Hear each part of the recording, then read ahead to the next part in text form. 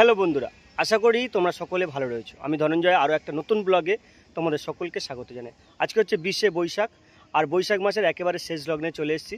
আজকের এই 20শে বৈশাখ একটা ফিক্সড ডেট। এই দিনে চণ্ডীপুরের গোষ্ঠের মেলা হয়। প্রতি বছর নির্ধারিত এই 20 তারিখে গোষ্ঠের মেলাটা হয়।